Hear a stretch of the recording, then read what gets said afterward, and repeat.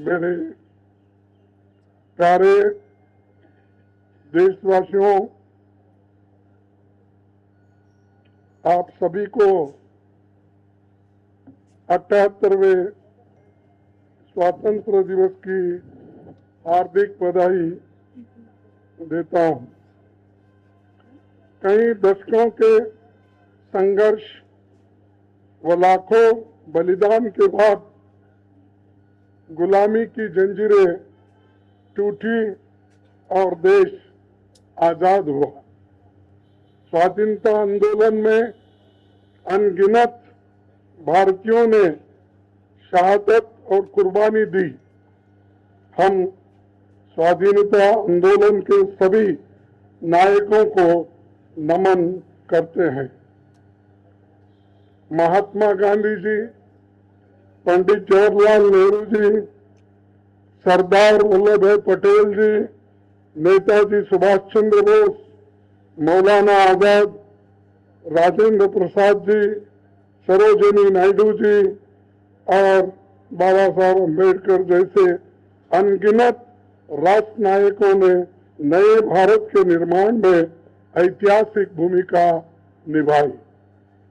गर्व से लहराता हमारा तिरंगा अनगिनत योद्धाओं एवं देश प्रेमियों के बलिदानों की याद दिलाते हैं, जो हंसते हंसते फांसी के फंदे में लटक गए या फिर अंग्रेजी सैनिकों के गोलियों के शिकार बने।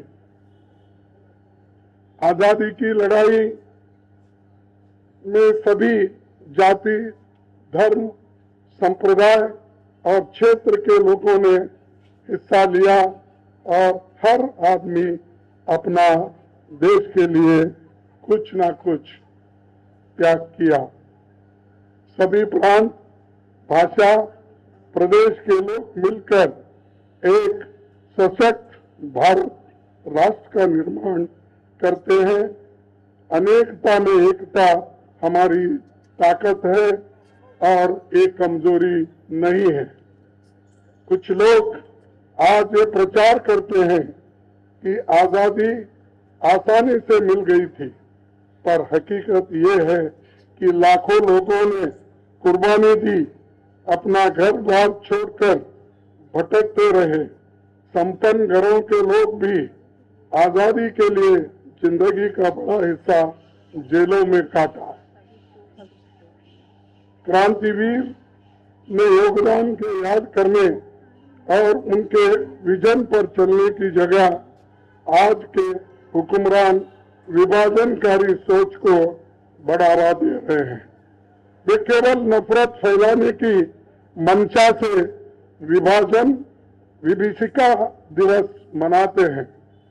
जिन्होंने आजादी के आंदोलन में भाग नहीं लिया, वो कांग्रेस पार्टी को नसीहत देते हैं, नाखून कटाकर शहीद बनते हैं। यह ऐतिहासिक सच है कि उनकी नफरत भरी राजनीति ने ही देश को दो टुकड़े में बांट दिया। ये विभाजन उन्हीं के कारण हुआ। अपने स्वार्थ के लिए जानबूझकर अंग्रेजों की षड्यंत्रकारी सोच फूट डालो और राज करो को आगे बढ़ाने का काम संघ परिवार ने किस तरह किया है और इसके प्रमाणों की कमी नहीं है। 2022 से मोदी सरकार हर घर तिरंगा अभियान चला रही है। हमें खुशी है कि 6 दशक के बाद इनको प्रायश्चित करने की सूझी। अपनी गलती का एहसास हुआ।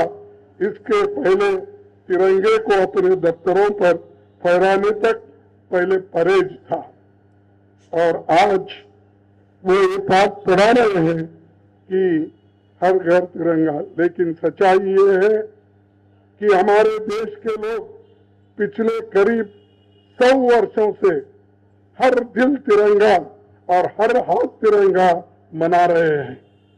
ये देश कश्मीर से कन्याकुमारी और कच्छ से कोहिमा तक अगर एक है तो 140 करोड़ लोगों की एकता से, जज्बे की वजह से है। उस जज्बे और तिरंगे की शान को पूरी दुनिया ने राहुल जी की भारत जोड़ो यात्रा के दौरान आप लोगों ने देखा है और पूरी देश भी देखी है। आज इस देश के लोगों की जरूरत है हर घर नौकरी, हर घर न्याय हम चाहते हैं। सामाजिक न्याय, आर्थिक न्याय और राजनीतिक न्याय। ये देश आर्थिक असमानता और बेरोजगारी से मुक्ति चाहती है। इन मुद्दों को अनंत काल तक भटकाया नहीं जा सकता। जितनी देरी होगी समस्या और भी जटिल होंगे। मोदी सरकार का ये 11वां साल है, लेकिन लोगों का जीवन बेहतर होने की जगह बदतर होते जा रही है। बेरोजगारी, महंगाई और गैर बराबरी, भ्रष्टाचार से आम लोग रोज जूझ रहे हैं। सरकार अपने अहंकार के कारण दीवार पर लिखी इबारत पढ़ से इनकार कर रही है।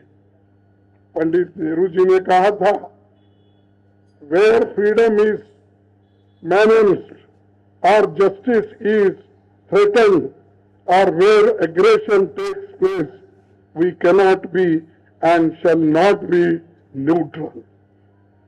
ये पंडित जवाहरलाल नेहरू जी का कहना है।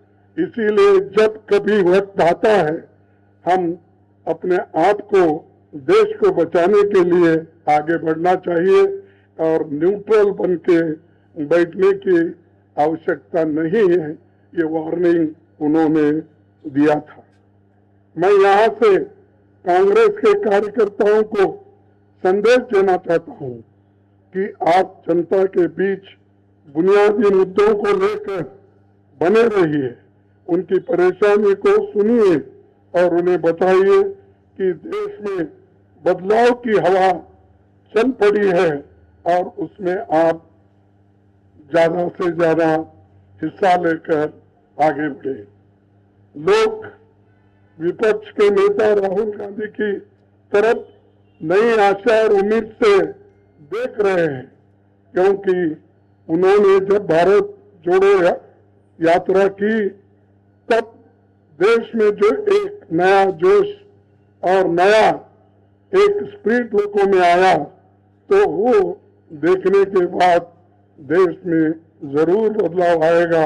एक विश्वास लोगों को मिला है और उसका नतीजा भी आप देख रहे हैं कि जो हमारे 2024 के चुनाव में हमने कैसा हासिल किया। कांग्रेस पार्टी इस देश के लोगों के तरक्की और बेहतरी के लिए प्रतिबद्ध है।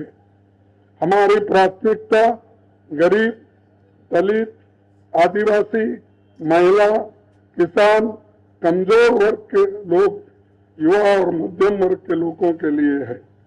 हम उन्हें अपनी योजनाओं के लक्ष्य के प्रथम पंक्ति में रखेंगे। हम सुनिश्चित करेंगे कि ये देश फिर से तरक्की के रास्ते पे आगे बढ़ेगा और हम सब कांग्रेस पार्टी की कार्यकर्ता और लोग इसमें बराबरी का हिस्सा लेकर देश को बचाएंगे।